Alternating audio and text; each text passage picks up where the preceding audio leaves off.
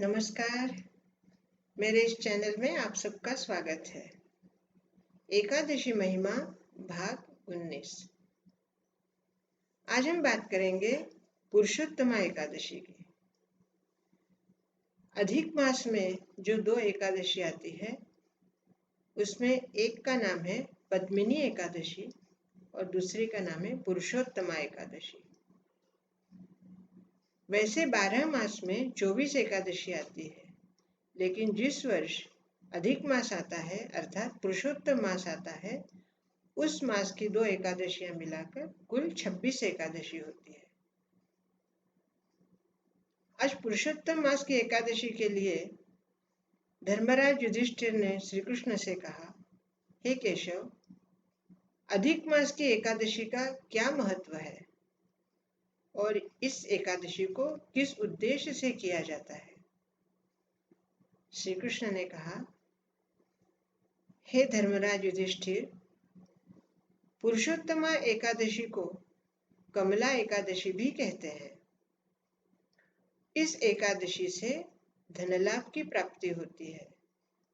इस एकादशी के लिए श्री विष्णु और श्री महालक्ष्मी का पूजन किया जाता है।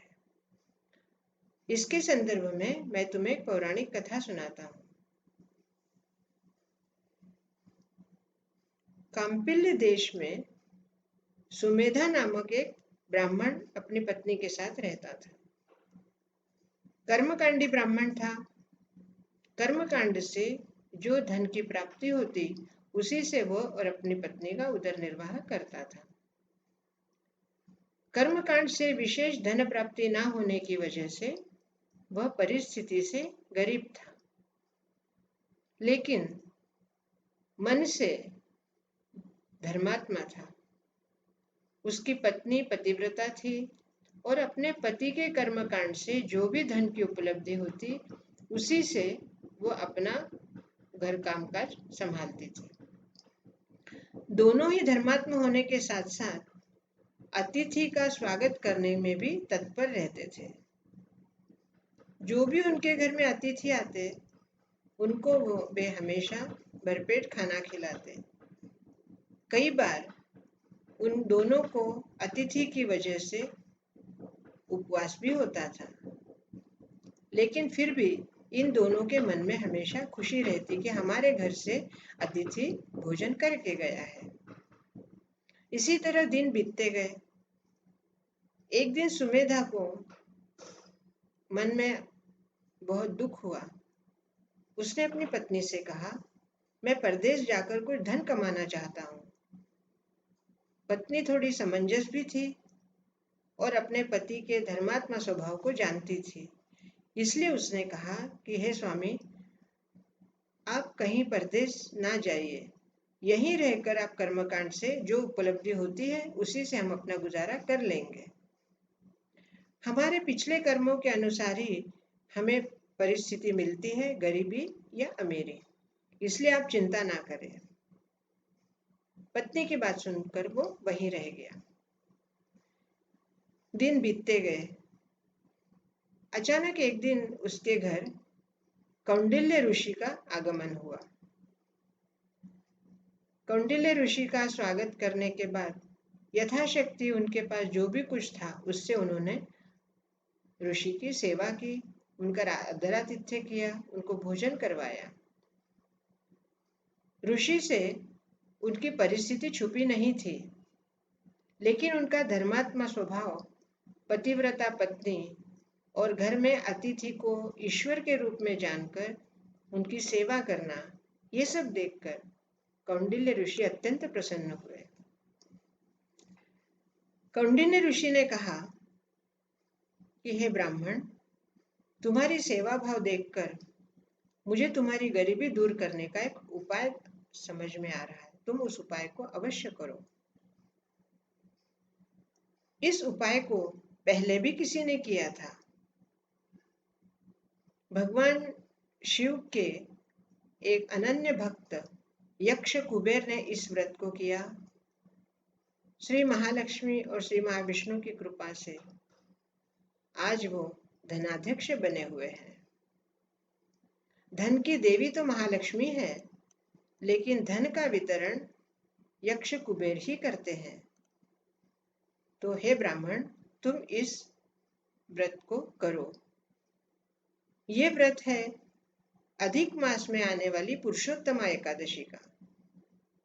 पुरुषोत्तमा एकादशी के दिन प्रातः स्नान निवृत्त होकर और श्री महाविष्णु श्री महालक्ष्मी को आवाहन करके जल और फूल से उनको आवाहन करना, उनकी पूजा करना, पूजा करके दिन भर व्रत करना, शाम को कथा कीर्तन करना, रात को जागरण करना और दूसरे दिन अपने कर्मकांड से जो भी तुम्हें उपलब्धि होगी, जो भी उत्पन्न होगा, उसमें से तुम ब्राह्मण को भोजन करवाओ, दान दक्षिणा दो और अपने पुण्य को श्री महाविष्णु श्री महालक्ष्मी के चरणों में समर्पित कर दो। हे ब्राह्मण, इस एकादशी के व्रत करने से तुम्हारी गरीबी दूर हो जाएगी। इतना कहकर कौंडिल्य ऋषि चले गए। जब पुरुषोत्तम मास आया, उस मास में एकादशी आई, पुरुषोत्तमा एकादशी। इन दोनों पति पत्नी ने उस एकादशी का व्रत किया, पूजन किया और अपनी यथाशक्ति ब्राह्मणों को दान दक्षिणा भोजन करवाकर व्रत का पारण किया।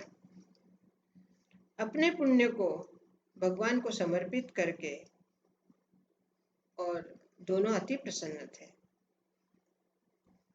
भगवान श्री महाविष्णु श्री महालक्ष्मी ने उन दोनों को आशीर्वाद दिया और उनके घर की गरीबी दूर हुई। उसके कर्मकांड से उसे यथोचित धन लाभ होने लगा। कालांतर में अपनी उम्र पूरी करके दोनों वैकुंठ पधारे। दोस्तों, एकादशी की प्रत्येक कहानी हमें कुछ नया संदेश देती है। आज की ये कहानी हमें ये कह रही है कि हमारी परिस्थिति कैसी भी हो, लेकिन हमारी वृत्ति में हमेशा श्रीमंती होनी चाहिए। परिस्थिति अगर गरीब है और वृत्ति अगर श्रीमंत है, तो आपके पास जो भी है उसके आधार पर आप आने वाले का स्वागत अवश्य कर सकते हैं, क्योंकि आने वाला भी देख रहा है कि आपकी परिस्थिति कमजोर होने के बावजूद आप उसका आदर आतिथ्य अच्छे से कर रहे हैं। इसलिए अपने कर्म को, जो भी आप कर्म करते हैं, उसमें धर्म का समावेश होना चाहिए। जब भी कर्म में अधर्म समाहित हो जाएगा तो आपका कर्म शुद्ध नहीं रहेगा। जहां आप रहते हैं वहां रहते हुए भी अगर आप अच्छी तरह से कर्म करेंगे, धर्म के साथ कर्म करेंगे, तो आपको धन लाभ अवश्य होगा।